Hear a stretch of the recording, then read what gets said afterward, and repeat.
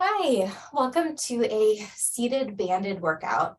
The only equipment that you will need for this workout is a seat. You can do this on your couch if that works for you, or a seat like I'm using, as well as some form of a resistance band. You might have, these loop style that I have, or you might have one kind of long band, in which case I'm going to suggest that you tie like a nice firm knot at the end so that you do have a loop that you can work with.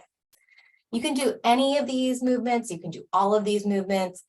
Really, my goal, we'll start by placing, before I start rambling, before story time starts, place the band to start around your thighs or around your shins. And in fact, I'm finding that this one is just a little bit too light of a resistance. I would recommend starting with a medium, maybe a light resistance, just so that you don't have to change bands a ton like I just did. Because a medium resistance is going to just be more versatile for different movements that we'll do. This is Milo, by the way. So bring that band around your shins, your knees. Bring your knees wide enough so that you feel a little resistance on that band. Bring some awareness into your feet. And then we're just going to pulse the knees out and let the knees come back in. Pulse the knees out and then kind of resist that band as the knees come back in. So doing these seated, banded hip abductions, we're going to be working the outer thighs as well as the outer glutes. Really important to be able to safely move our legs away from the body.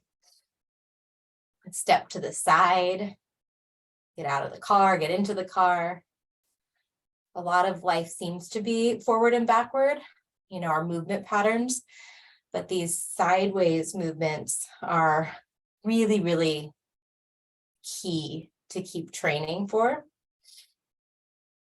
And you can pulse until you feel some muscle fatigue setting in. I'm not going to go for a ton of time today. If you've got more time, you can pause. My goal with this video is that you just kind of bank it in your mind so that you don't have to watch it, so that you can watch TV or do something else, watch a movie while you grab your resistance band and get a mini workout in. All right, so that's your seated banded hip abduction. Ditch the band. Our next movement is actually for core. So you can set that band to the side, and we're going to take non-banded single knee crunches. So one foot will stay down. I'll actually turn sideways for you here. One foot stays down, and then the other knee comes out and in, out and in. So it's a pretty simple movement. The main juice of this one is in how you're performing the movement. You might feel some quad activation here, which is totally fine. That's going to happen. But think about bringing your chest toward that thigh just as much as you think about bringing the thigh up toward your chest. Nice tall spine here, lifted through the chest, and then pulling with your abdominals to bring the thigh toward the knee. Let's just do 5 more on this side. 4. Feel your engagement in the abdominals. Last 2. Your foot can be pointed or flexed, whatever makes sense. And then hold this last one. Bring your opposite hand to the opposite side of your head. We're just going to take a little twist. Add a little twist. Adding a little twist. Bringing your awareness into the side of your waist as you rotate toward the knee that's lifting. For 5, feel free to do more than I'm doing. Again, the goal is just to kind of get this in your memory bank so that you can access it on a commercial break or at some other point in your life. Go ahead and switch to the other side. For posterity's sake, we'll do both in this video. All right, so leg is long to start, lean back a little bit, and then chest to thigh. Think chest to thigh. Sometimes thinking about the chest to the thigh is going to mean we'll move out of the hip flexor. Sometimes a lot of abdominal work, we can feel it. Keep going. You'll feel it in the front of the hip, this hip flexor area, which is not necessarily a bad thing, but we want to make sure that if we're targeting abdominals, we are indeed targeting abdominals.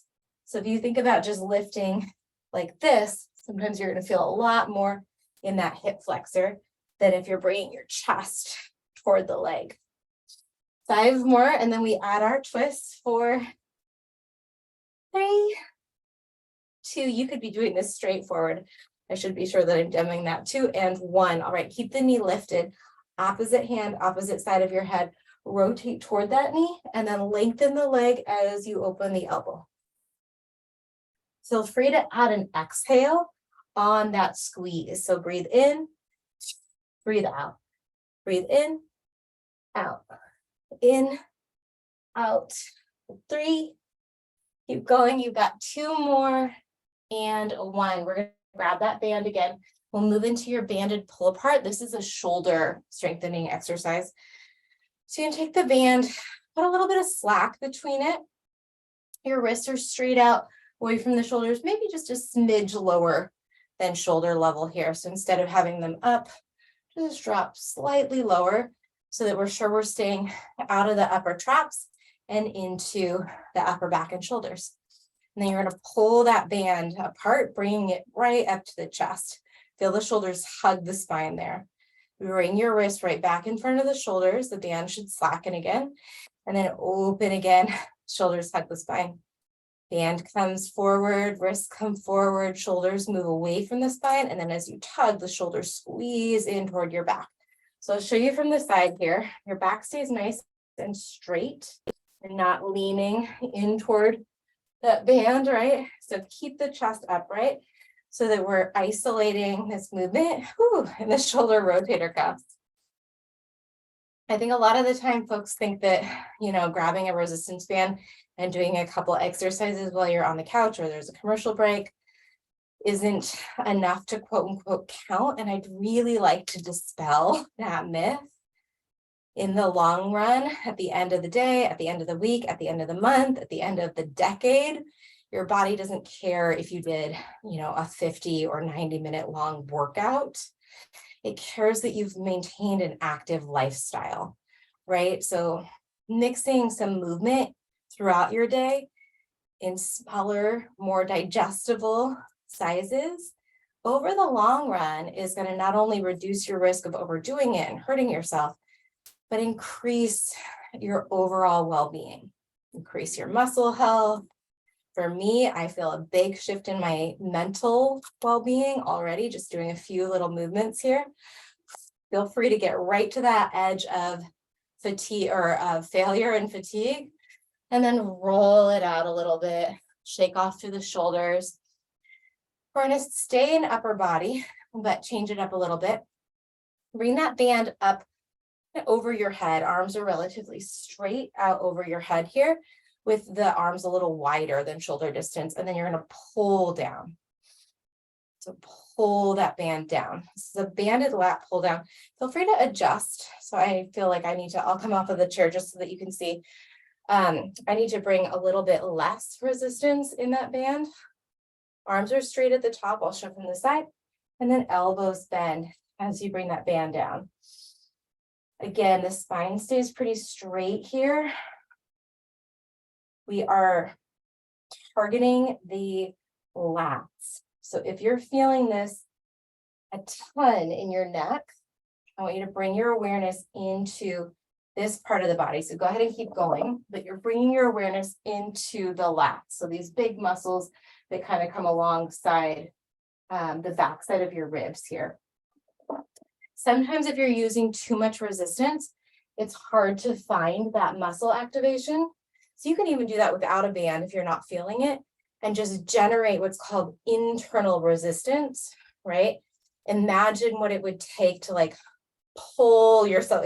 We're doing a pull-up movement, right? So a lat pull down is targeting very much the same movements as a pull-up. So imagine that instead of your wrists coming toward your chest would be coming up toward your wrists if we were doing a pull-up. All right, let's do a few more like that. Banded lat pull downs. Remember, you can always adjust the resistance band. I think less is more if you're going to get frustrated with a really strong resistance. Go with something light and just work on generating that internal resistance, slowing your movement down, really getting really particular about that engagement, getting really skillful and deliberate about the muscles that we're contracting.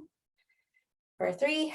Let's see what we have next. 2 and 1. Oh, great. Tricep extensions. So you'll take the band in between your hands behind you. Might take a little kind of swinging around to find it, but you'll find it. And then you want to anchor the bottom of that band firm in that bottom fist. So give it a good squeeze, make sure it's anchored nice and tight. You might have to walk your top hand down a little bit so that you feel like you've got some resistance there. And then we're going to straighten, goodness, I'll move off of the seat again. Straighten that top elbow. Make sure that that bottom wrist is firmly anchored and that bottom shoulder feels comfy. Just like all of these movements, you're going to need a lot more benefit, a lot more effective workout if you're focusing on the muscles and if you're moving against that resistance. So at the top here, what I mean by that is don't let that band just fling you back. It won't feel great, first of all, and it's also depriving you of a really huge opportunity to build muscle strength and maybe even muscle mass. So that eccentric movement on the way down there, as that muscle is coming back into a resting length, gives us a huge opportunity to build strength. Let's switch sides in 3, 2, and 1. If you feel like you have more here, you can add a small little pulse, like so. And you see it's not a, it's up and down and up and down. That's only if you feel like you need more. For me, that felt like it was getting into my forearm more than my tricep. All right, other side, here we go. Adjust the resistance once you've got into position. Usually I create more slack in the band when I trade sides. So you want to make sure that you find that sweet spot where it's not impossible to stretch that band up, but it's not so easy that you don't feel like you've even got a band.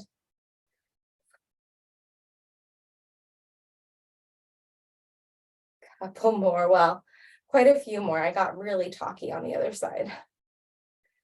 Again, my intention with this video is that you just kind of experience these movements, get a little bit of, I notice in video here, my wrist keeps popping back behind. So pay attention to that. So something that I might not even notice if I wasn't doing this on a video.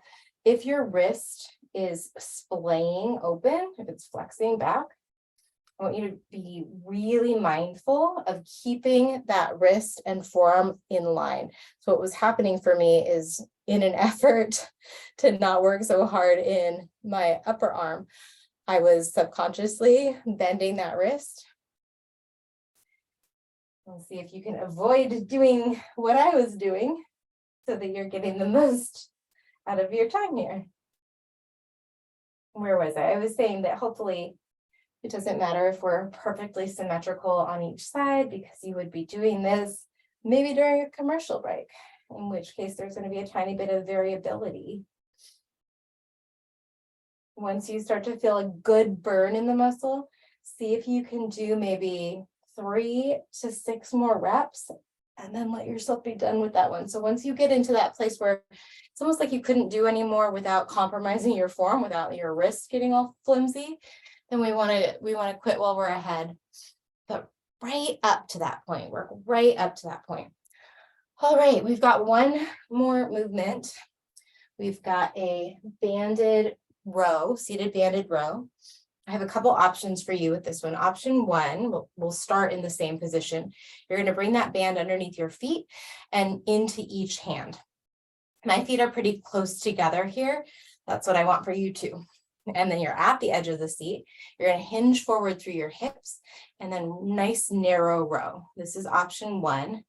This one's a little trickier if you are watching TV. Then make sure you're not cranking your neck too much.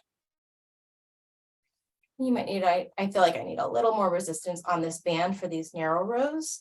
Option 2 is a narrow row to a wide row. So we can alternate one narrow row, palms are facing in or maybe slightly back. And then at the bottom, turn the palms back and then bring the wrists away from the body for a wide row. One wide, one narrow, one wide, one narrow, just like so.